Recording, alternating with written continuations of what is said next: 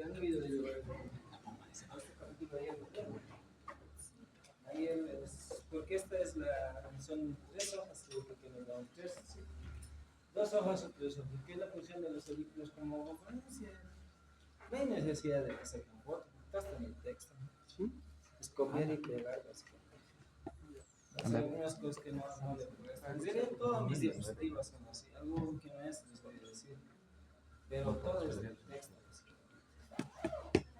Por eso les digo que es el capítulo 9. Entonces, para el estudio de la práctica es el 9 y el 10, básicamente. Ya en 9 y 10 deberíamos de estudiar. 9 y 10, porque luego viene el electrocardiograma. Aquí nos explica básicamente que el corazón actúa, dice, como una bomba, ¿no? Se dice cebadora porque primero dice ingresa la sangre de los vasos sanguíneos a la aurícula y de la aurícula directamente va a pasar básicamente al ventrículo, casi un 80% dice. Y solo un 20% dice que por contracción de la aurícula llega a pasar al ventrículo, como tal, si lo han leído, ¿no? Por eso dice aquí la sangre fluye continuamente desde las grandes venas hacia las aurículas, y eso es un 80%, y la sangre fluye directamente a través de las aurículas hacia los ventrículos, incluso antes de que se contraiga las aurículas. Entonces está pasando de venas, aurícula y ventrículo, básicamente casi el 80% de la sangre. Solo un 20% es con la contracción de las aurículas. Por eso dice, la contracción auricular produce un llenado de un 20% adicional de los ventrículos, ¿no? Entonces, por eso se dice que las aurículas actúan como bombas de cebado que aumentan la eficacia del bombeo ventricular hasta un 20%, pero 80% ya pasó de la sangre directamente de aurículas a ventrículos. Para decir que ha llegado al 100%, 20% nomás lo contrae. ¿No? Los movimientos ya saben cuáles son, ¿no? Sístole y diástole, básicamente, ¿no? Entonces en diástole está pasando básicamente sangre al ventrículo. Es lo que dice, ¿no? Ahora, claro que no está así, ¿no? Yo a veces lo cambio el orden, alguna vez lo pongo directamente, básicamente hay términos que no me interesa, digamos, memorizar, entonces, ¿no? Esa es la única diferencia entre esto y el texto, ¿no? ¿Ya? Por eso dice que el corazón puede seguir funcionando en la mayor parte de las condiciones, incluso sin esa eficacia del 20% que te da la aurícula, ¿no? Entonces, porque normalmente tiene la capacidad de bombear, dice, entre 300 y 400 veces más de sangre de la que necesita el cuerpo en reposo, básicamente. ¿Cuándo realmente vamos a necesitar, digamos, esos 20% que nos da la aurícula? Es cuando hagamos un esfuerzo físico. Si la persona hace un esfuerzo, de manera ocasional aparecen síntomas agudos de insuficiencia cardíaca, especialmente disnea. ¿Por qué? Porque esa sangre básicamente está llevando glóbulos rojos que contienen oxígeno, básicamente, que es vital, digamos, para la supervivencia de las células en este caso. Ya, en ese caso, si hacemos ejercicio físico, sí, es de vital importancia que ingresen esos 20%. ¿No veo o no? ¿Sí o no? ¿Cuánto le ingresa de ventrículo? ¿Cuánto le ingresa de sangre al ventrículo? ¿Cuánto? ¿Cuánto? Pues pon atención, pero 80% sin necesidad de contracción. La contracción incrementa 20%. Dice que con ese 80% la persona normalmente puede hacer todas sus actividades. ¿Cuándo va a sentir, digamos, dificultades? Cuando hace esfuerzo físico. Para hacer esfuerzo físico va a necesitar, dice, no en todos los casos, no en algunos casos, de ese 20%. ¿Por qué? El corazón normalmente puede bombear entre 300 y 400% de la sangre que no necesita, ¿no? Entonces el 20% es adicional. No es palabras, digamos. ¿Cuánto le tiene que llegar sangre de las venas a la aurícula? ¿De qué venas estamos hablando? Ahora tienes que ponerme de qué aurícula. Depende, pues, ¿no? Aurícula derecha y aurícula izquierda. El libro hace estudio básicamente en el ventrículo. ¿Cuál de los ventrículos? ¿Derecho o izquierdo? Izquierdo. El estudio lo hace básicamente en el izquierdo. Ya vamos a ver las presiones, por ejemplo, tienen que vencer más de 80 milímetros de mercurio básicamente en el lado izquierdo, pero en el lado derecho solo vence más de 8 milímetros de mercurio. Por eso se llama presión. Por eso uno maneja mayor presión y el otro menos presión básicamente. Hay que ver, no especifica básicamente, se supone que de la vena cava superior, vena cava inferior va a ir a dónde.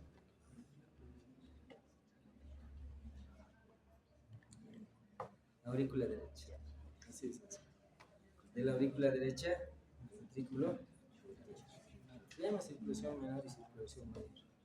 Ya, la que hemos iniciado hasta los. Ok. Ya, no te voy a preguntar. Función de los ventrículos como bomba de los ventrículos, como bomba básicamente, ¿no? Los ventrículos se llenan de sangre durante la diástole. Hemos visto que básicamente va a haber dos movimientos, les voy a explicar. Uno que es la sístole y el otro que es la diástole. Este es el gráfico del Guyton, está ahí. Esto es lo mismo. Aquí ¿qué nos está diciendo básicamente? Todos los, por ejemplo, esto del ACB les han de explicar ayer. A nosotros lo que tenemos que indicarles es contracción isovolumétrica, eyección, relajación isovolumétrica, flujo de entrada, eso no, sístole auricular y diástole auricular. Estos movimientos no los ya. Entonces, ¿qué implica aquí? La sístole ventricular dice, en la sístole ventricular dice, se acumulan grandes cantidades de sangre en las aurículas derecha e izquierda, porque las válvulas auriculoventriculares están cerradas básicamente, ¿no? Finalizada la sístole y las presiones ventriculares disminuyen de nuevo a sus valores diastólicos. Lo que tenemos que saber básicamente es así, esto. Las venas, los grandes vasos sanguíneos venosos tienen que llevar su sangre básicamente a la aurícula derecha. Entonces, de la aurícula derecha al ventrículo derecho hay una pared, una puerta que se llama válvula aurículo ventricular. Estos son en tres básicamente. ¿Ok? Hasta ahí todos correctos. Del ventrículo derecho tiene que salir básicamente sangre a los pulmones a través de un vaso sanguíneo. Y este vaso sanguíneo es un vaso sanguíneo arterioso, es la arteria pulmonar. Esta arteria pulmonar al interior suyo tiene válvulas básicamente. Se lo denominan válvulas sigmoideas, ¿no? ¿Qué es el otro nombre? Seminonas. ¿Dónde llevan básicamente? A los pulmones básicamente. En los pulmones se va. De los pulmones tiene que salir esa sangre que va a ser oxigenada, porque sangre sin oxígeno. Va a ir básicamente a la aurícula izquierda. ¿Cuántas venas van a ser? Son cuatro. Dos derechas y dos izquierdas. Ya, venas, pero estas venas tienen oxígeno. Ya, básicamente, de la aurícula izquierda tiene que bajar básicamente al ventrículo izquierdo. Pero entre esos dos hay una pared, y esa pared es la válvula mitral o bicuspidia que le dicen básicamente. Para salir a la circulación general del ventrículo izquierdo tiene que salir a través de otro grande vaso sanguíneo arterioso, en este caso la aorta. Esta aorta también tiene sus válvulas que hemos dicho semilunares o sigmoideas. Entonces todo eso nos estamos estudiando. Estamos estudiando qué cantidad de sangre le llega a la aurícula y qué cantidad de sangre básicamente va a pasar al ventrículo. En un inicio habíamos visto en cualquiera de ellas la cantidad de sangre que llega básicamente a la aurícula pasa directamente a dónde? A los ventrículos, casi en un 80% básicamente. Un 20% tanto en el lado derecho como en el lado izquierdo va a ir por contracción, por sístole auricular. Entonces va a haber una sístole auricular y va a haber una sístole ventricular. Entonces hay una diástole auricular y hay una diástole ventricular. Eso nos está explicando. En la sístole ventricular se supone que se está llenando, entonces de esa cavidad tiene que pasar a la otra cavidad. Así nomás. ¿Ya? Eso nos está explicando eso ahorita básicamente, ¿no? Un aumento moderado, dice, de presión que se ha generado en las aurículas durante la sístole ventricular inmediatamente abre las válvulas auriculoventriculares y permite que la sangre fluya rápidamente hacia los ventrículos. Es el periodo de llenado rápido de los ventrículos. O sea, es decir, que la cantidad de sangre que está fluyendo básicamente de cualquier, en este caso de los vasos sanguíneos, venosos, pasan a la aurícula izquierda, perdón, aurícula derecha. De la aurícula derecha va a pasar directamente al ventrículo derecho, básicamente. Ya está pasando, nos está diciendo, a medida que está pasando, va a ir incrementando sus presiones. ¿Por qué? Porque la cantidad que hay, digamos, en este espacio se está llenando y tiene que cerrarse. Entonces, por eso te está indicando que va a ir aumentando gradualmente la presión en ese cuerpo.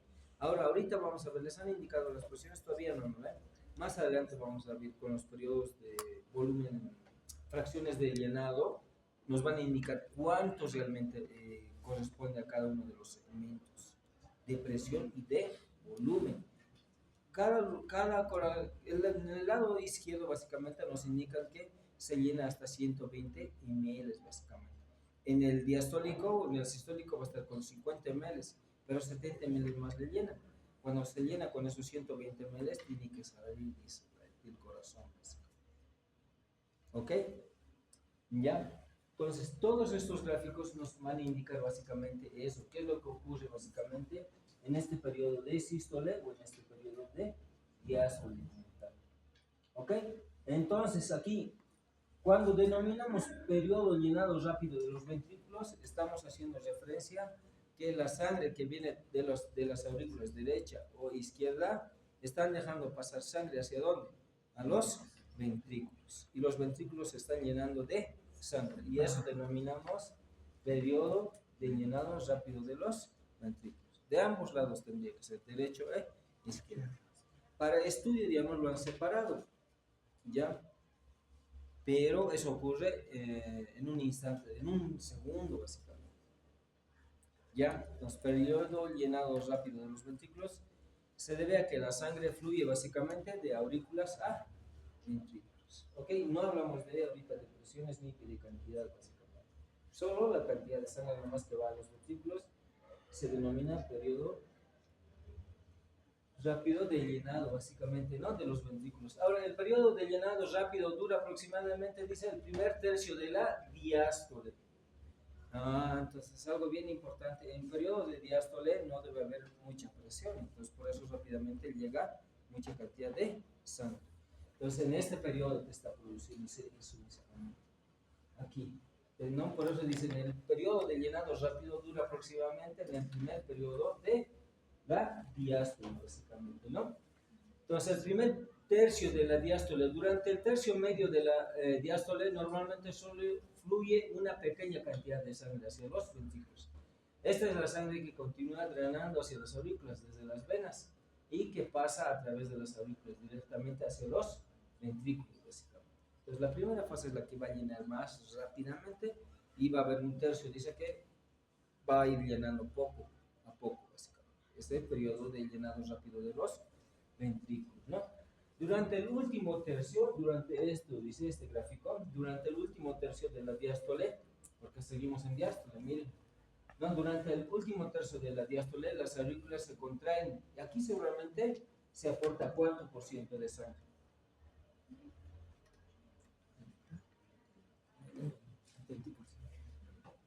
¿Cuánto se aporta de sangre? Perdón. 20%. 20%, chicos. El 20%. Entonces, a ver, miren, en este periodo se está produciendo básicamente el llenado de un 80%.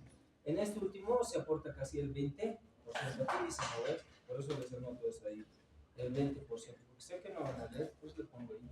Si no, le pondría menos letras, básicamente. 20, 80 arriba y 20 le pondría. Más 20%. Por eso hemos dicho al inicio. O sea, no me están entendiendo, están entendiendo. Así de sencillo es. Aurícula, ventrículo, pared, válvula aurícula ventricular, sea derecha o izquierda. La cantidad de sangre que llega de los vasos sanguíneos, independientemente si es arterioso o venoso, es venoso, no podemos decir otra cosa.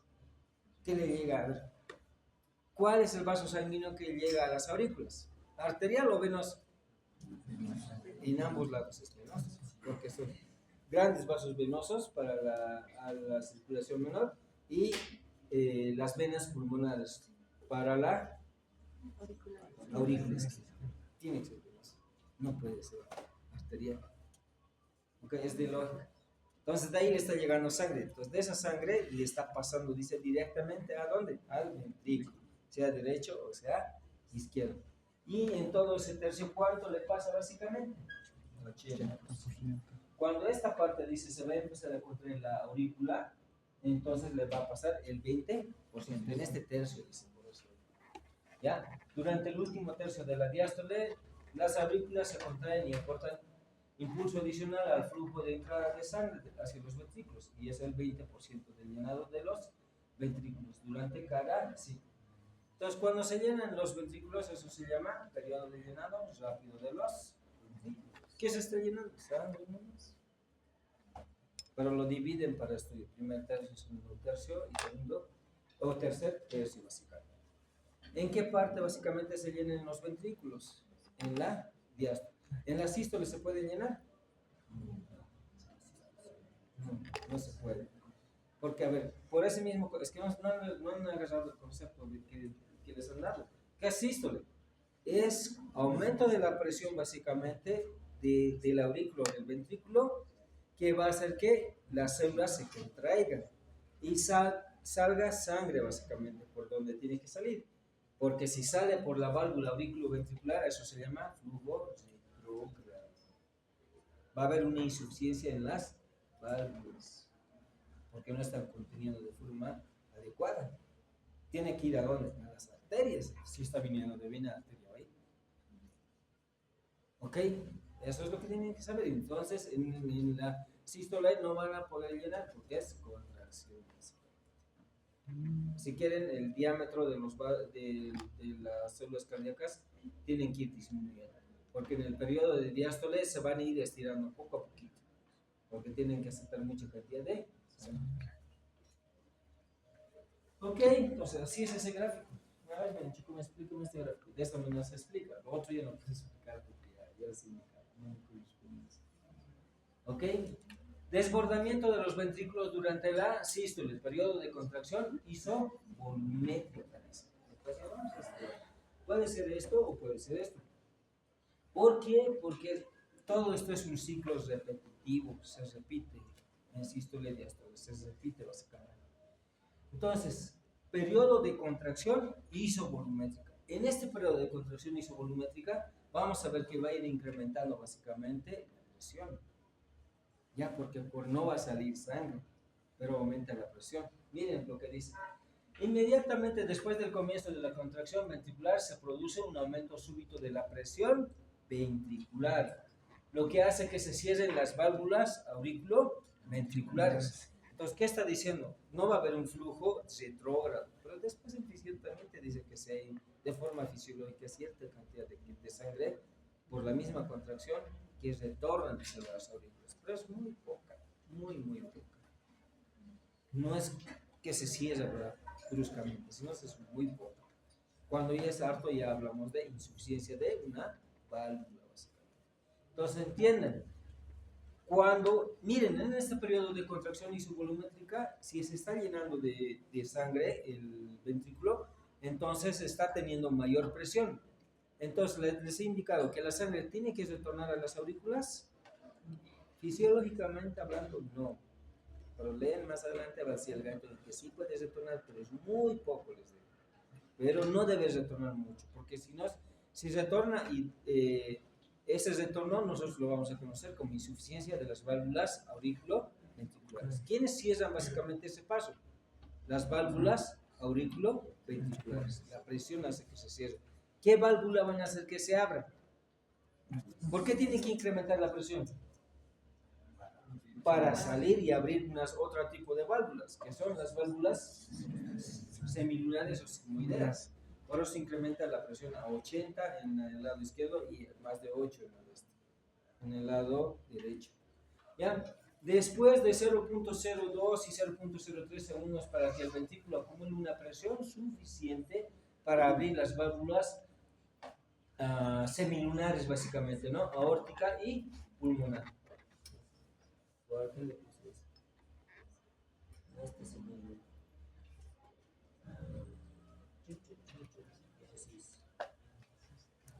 válvulas semilunares básicamente, ¿no? Osmoideas aórtica y pulmonar, ¿no? Contra las presiones de la aorta y la arteria pulmonar. Entonces está sencillo básicamente eso, ¿no veo? Entonces dice, este periodo se produce contracción en los ventrículos, pero no se produce vaciado. Se produce un aumento de la tensión en el músculo cardíaco, pero con un acortamiento escaso o nulo de las fibras musculares. Se estiran básicamente. No están disminuyendo su tamaño. Seguramente ya luego se van a disminuir su tamaño. Se están preparando para botar la sangre. ¿De dónde? De los ventrículos hacia dónde. ¿Dónde vas?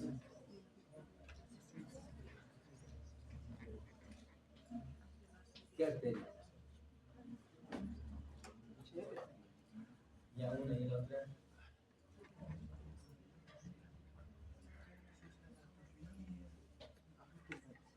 La arteria aorta. Ya les he dicho. Venas, corazón, arterias. Así de sencillo. Puedes medicina, por ahí también es otra como arterias. Pero la norma dice eso. Casi un 99,9% digamos, del ventrículo derecho sale a arteria pulmonar. En el ventrículo izquierdo sale a la arteria aorta. Ok, eso ocurre básicamente. Eso estamos hablando en esta parte básicamente. O puede ser a este nivel, porque miren, la apertura, aquí está, en la sístole va a haber apertura, ¿no? Y en el otro va a haber ya, en la sístole va a haber cierre de las válvulas básicamente aquí. ¿Bien? Cierre de la válvula. Ok, en la diástole está viendo apertura básicamente. En la sístole vamos a ver ya cierre de las válvulas y en la diástole apertura de las válvulas. Vamos viendo. ¿Qué denominamos periodo de eyección? Muy bien, ya hemos llenado todo lo demás. ¿Qué es periodo de eyección para mí? Cuando la presión ventricular izquierda dice aumenta por encima de 80 milímetros de mercurio, la presión ventricular derecha por encima de 8, las presiones ventriculares abren las válvulas semilunares. Inmediatamente comienza a salir la sangre de los ventrículos. Entonces eso se llama periodo de eyección, ¿no? El 60% de la sangre del ventrículo al final de la diástole es expulsada durante la sístole. Entonces, en la sístole del ventrículo, solo el 60% es expulsada. Y el 70% de esta porción es expulsada durante el primer tercio de eyección. Y el 30% restante del vaciado se produce durante los 2 tercios siguientes. Esto en la sístole. Lo mismo que está haciendo en la anterior. En la anterior era en la diástole, ahora es en la sístole, básicamente, ¿no? Entonces, el primer tercio se denomina periodo de eyección rápida, esos 70, ¿no? Y los 2 tercios finales de eyección se denominan periodo de eyección lenta. Tenía 100% se supone, ¿no? Entonces, la cantidad de sangre del 70% se denomina periodo de eyección rápido. El 30% restante es periodo de eyección lento. Es la cantidad de sangre que está saliendo de los ventrículos hacia los vasos arteriales. Cuando la presión sube más de 80 y más de 8.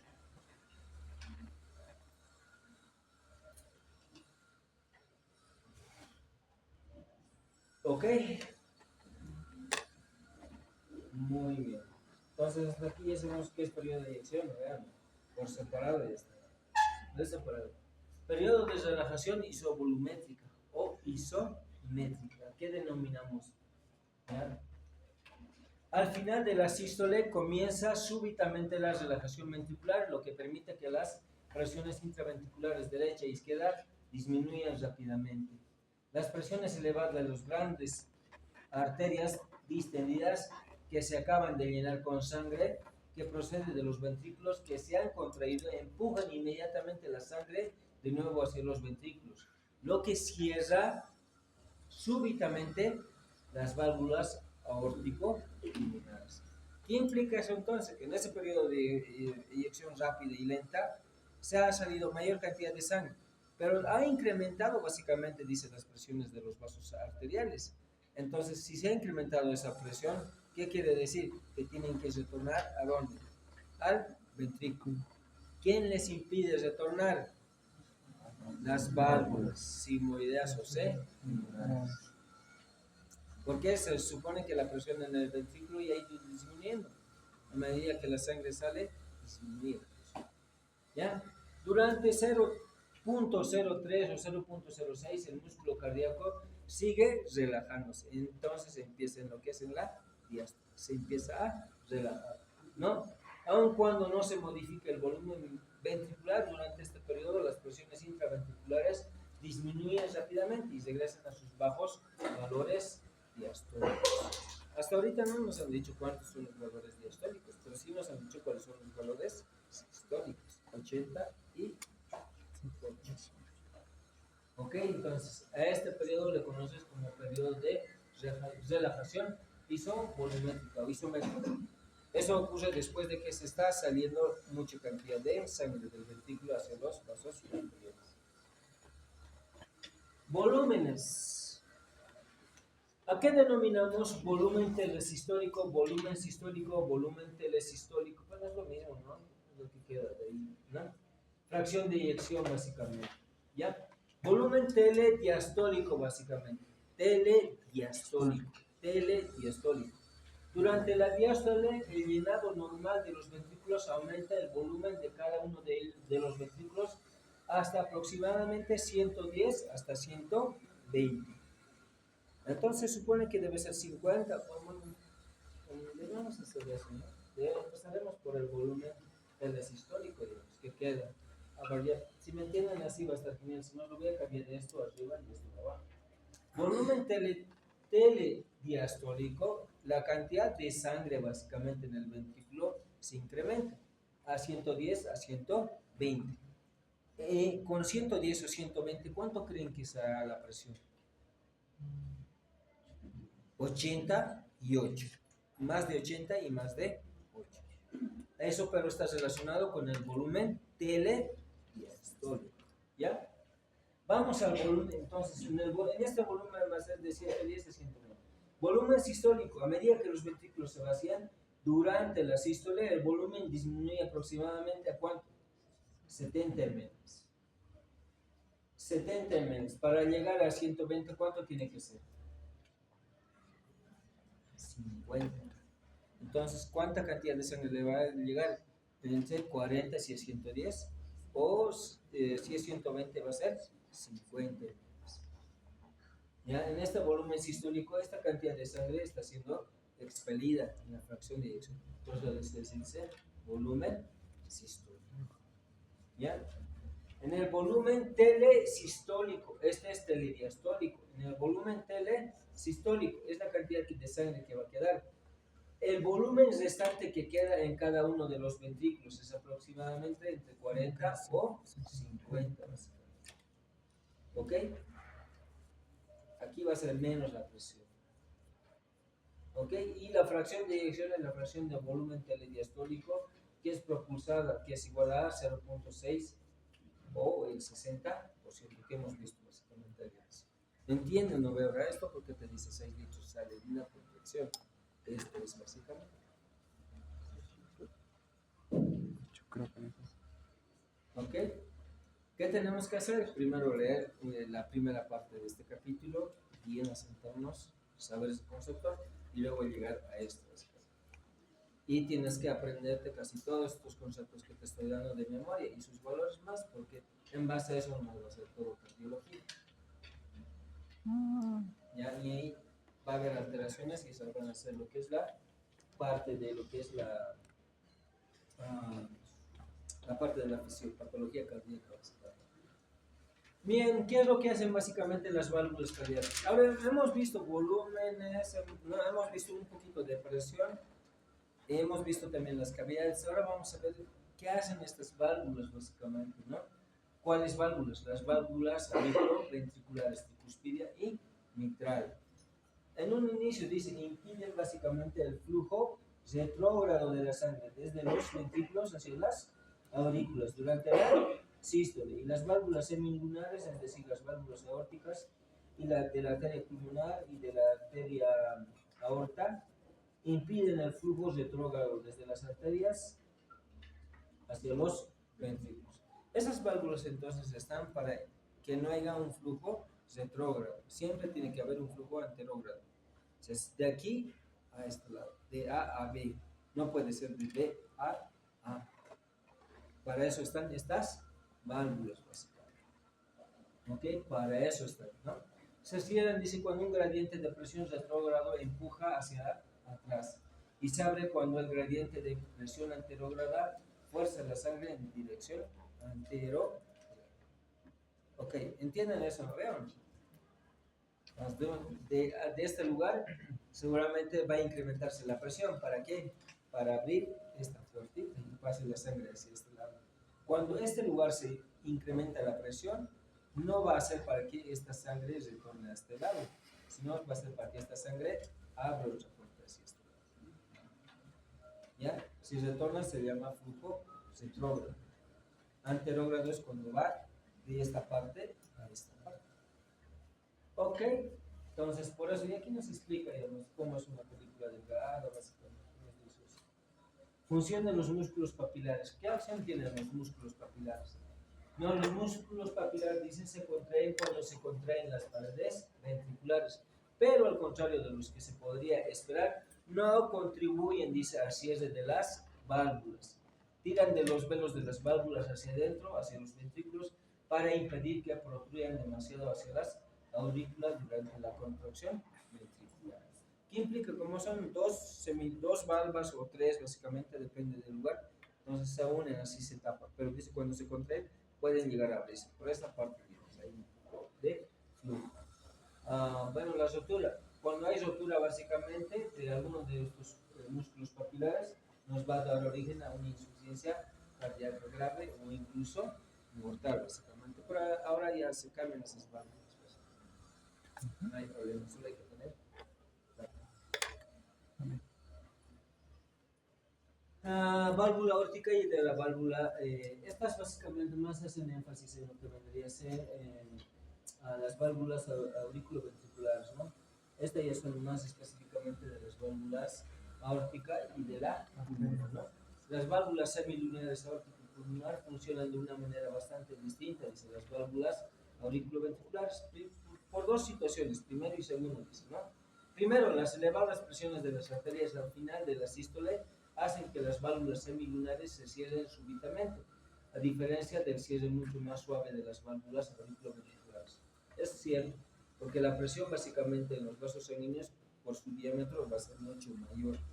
Entonces ese flujo retrógrado hace que se cierren las válvulas sigmoideas. Por eso tienen la forma así de nido, ¿no? Nido de golondrina. Entonces ese flujo que retorna hace que se cierre. ¿Ya? Segundo, debido a sus orificios más pequeños, la velocidad de eyección de la sangre a través de las válvulas aórticas y pulmonares es mucho mayor que a través de las válvulas auriculoventriculares, ¿no? Que son mucho mayores. Relación, esto más rápido lo haremos. El primer ruido básicamente va a estar relacionado con quién? Con el cierre de las válvulas auriculoventriculares. El segundo ruido, ¿con quién va a estar relacionado?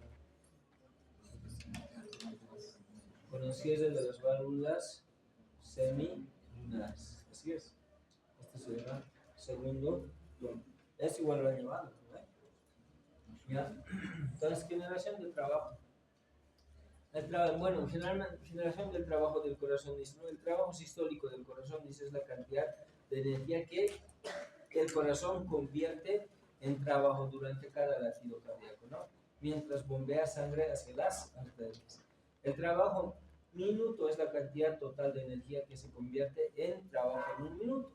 Este parámetro es igual al trabajo sistólico multiplicado por la frecuencia cardíaca por minuto. Igual tiene en primero y en segundo lugar. Pero este es el concepto básicamente de lo que es trabajo del corazón. ¿Ok? Diagrama. Bien, bueno, con este vamos a ir acabando. Este es el primer diagrama, periodo de llenado o fase 1, básicamente. Estaríamos aquí. De aquí a aquí. Miren las presiones. 50, 100. Miren qué es lo que ocurre aquí. Periodo de llenado. La fase 1 del diagrama, volumen, presión, comienza a un volumen ventricular de aproximadamente 50 ml. Nunca se olviden esos 50 ml. Pero hemos visto que también no solo 50, también nos dice que puede ser 40, porque al final llega hasta 110. El de 50 va a llegar hasta 120. ¿No veo? Eso dice el Gaito, yo no lo digo. Eso te está diciendo, pero ya tenemos como 50 para no hacer los días, ¿no? Entonces dice, a un volumen ventricular de aproximadamente 50 ml y una presión diastólica próxima a 2 a 3 milímetros de mercurio. Con 50 ml entonces su presión va a ser de 2 a 3 milímetros de mercurio. Eso es en diástole. Porque eso, ¿a cuánto tiene que subir? A 80 o a 8. De 80 o más de 8. ¿Ok? Entonces, 50 ml básicamente dicen, ¿no? Entonces, de 2 a 3. La cantidad de sangre que queda en el ventrículo después del latido previo. 50 ml se denomina volumen telesistólico. Es lo que repite. No les atraso porque tenemos que memorizar eso, ¿no? Entonces, a medida que la sangre venosa fluye hacia el ventrículo, desde la aurícula izquierda, el volumen ventricular normalmente aumenta aproximadamente hasta 120 ml. Y el denominado volumen telediastólico aumenta a 70 ml. Por tanto, el diagrama volumen-presión durante la fase 1 se extiende a lo largo de la línea señalada. Aquí más o menos, ¿no? De la línea señalada, como I, ¿no? Desde el punto A hasta el punto B, bueno, no está aquí en el otro, ¿ya? En la que el volumen aumenta hasta 120 ml y la presión diastólica aumenta hasta aproximadamente 5 a 7 milímetros de mercurio. Está incrementando eso nomás, pero más de eso para la contracción tiene que incrementarse mucho más, ya para la contracción. Entonces, ¿de dónde han salido estos 120 ml, chicos? Después, dice que después de una contracción queda esta cantidad y le sigue llegando sangre. ¿Cuánto se incrementa? 70. 70 más 50, ¿cuánto es? 120. ¿Eso es más? 50 más. Eso no es eso. Porque después cuando va a perder esto, va a entrar en sístole, va a eliminar básicamente estos 70 ml, porque se va a quedar con esta cantidad. 50. Ya, pero primero vamos por pasos. Este periodo se llama eso. Y las presiones ya nos están indicando, de 2 a 3, pero cuando se incrementa a 120, 5 a 7 está incrementándose. No, porque no está habiendo una contracción, todavía no se está apretando. ¿Ya? Ahorita les explicamos eso, nunca se olviden de eso. Vamos, periodo de contracción isovolumétrica básicamente. Durante la contracción isovolumétrica dice, el volumen del ventrículo no se modifica porque todas las válvulas están cerradas, auriculoventriculares y las semilunares. La presión en el interior del ventrículo aumenta hasta igualarse a la presión que hay en la aorta, hasta un valor de presión de aproximadamente 80 milímetros de mercurio. Se está incrementando, pero eso se hace rápidamente, miren, en segundos básicamente se debe hacer, son milisegundos. ¿Ok? Se está incrementando de 5 a 7, está incrementando básicamente a 80. En ese periodo de contracción isovolumétrica, habíamos dicho que aumenta la presión, pero no hay salida de sangre. No hay salida de sangre. Entonces, este va a ser en el periodo punto C de aquí. En el primero era esto, el diástole, periodo de llenado, por eso te decía punto A al punto B. Este es del punto B al punto C. Contracción isovolumétrica. Ya después le he puesto, miren cómo se llena y cómo se cierra. Rápidamente. Periodo de eyección, básicamente vamos a ir al periodo de eyección, que en este caso va a ser del C hasta el D. Periodo de eyección. Durante la eyección, la presión sistólica aumenta incluso más debido a una contracción aún más intensa del ventrículo. Al mismo tiempo, el volumen del ventrículo disminuye porque la válvula aórtica ya se ha abierto y la sangre sale del ventrículo hacia la aorta. Entonces, aquí te estoy diciendo.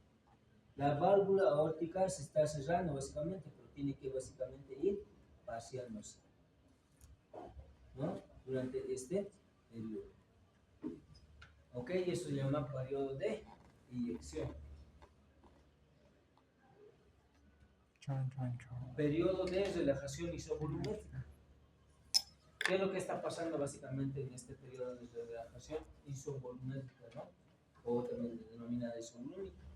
Al periodo dice al final del periodo de eyección cierra la válvula aórtica, ya se va a cerrar, ¿no? Y la presión ventricular disminuye de nuevo hacia el nivel de la presión diastólica, a nivel de la línea marcada, a este nivel, ¿no? Refleja esta la disminución de la presión intraventricular sin cambios de volumen. Así el ventrículo recupera su valor inicial, en el que queda aproximadamente 50 ml de sangre en el ventrículo.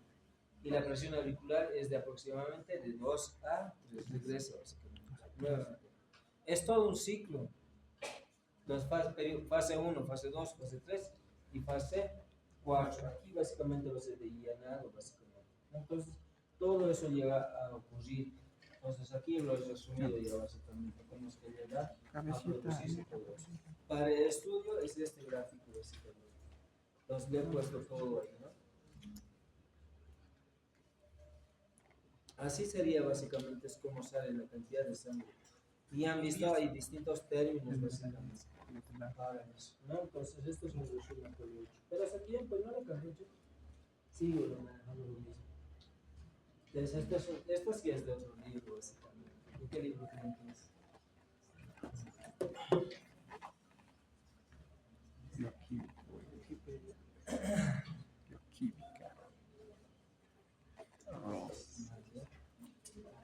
No se utiliza, no es muy utilizado. Lo pongo en el aceite. Sí. Trata de explicar cómo tiene que ir básicamente, ¿no? Más sencillo su explicación, pero no es detalle. Es lo mismo que les hemos explicado en fases nomás, básicamente, ¿no? Precarga y con postcarga terminamos. ¿Qué es la precarga? Según Edgar, en el término de precarga se refiere a la carga que se aplica a una célula muscular cardíaca, un miocito, y establece la longitud muscular antes de que comience la contracción. En resumen, fisiológicamente sería tensión pasiva de la pared ventricular que determina la longitud inicial del sarcómero. Si ustedes quieren, grado de estiramiento de las fibras miocárdicas al final de la diástole, antes del inicio de la sístole. Cualquiera de esos es interesante. ¿De qué depende básicamente de la precarga? Del retorno venoso, de la compliance ventricular, de la velocidad de la diástole y de la presión pericárdica. Esto no mucho, pero más de esto que pero tampoco te dice el gato, eso yo lo he puesto. ¿Ya? Entonces, básicamente es la tensión de la pared ventricular, ¿no? Que determina la longitud inicial del sarcómero. Que la postcarga, básicamente, resistencia que debe vencer el ventrículo para inyectar la sangre durante la sístole. O si no, la tensión de la pared ventricular durante la eyección. ¿Cuánto está tensionado? ¿Quiénes determinan la postcarga? La presión arterial, la resistencia vascular, la impedancia aórtica y la estenosis valvular básicamente. Ya, entonces si quieren, es la carga contra la cual debe acortarse un miocito básicamente. Ya, entonces eso es precarga y postcarga. Hasta ahí tenemos que entonces resumen de todo lo que hemos avanzado la primera parte es esto. Este es el resumen. ¿Ya? Y hay que aprenderse los términos, qué es volumen telesistólico, telediastólico, qué es la fracción de eyección, rápida y lenta, hemos visto así, ¿no? ¿Ya? Eso es todo, muchachos.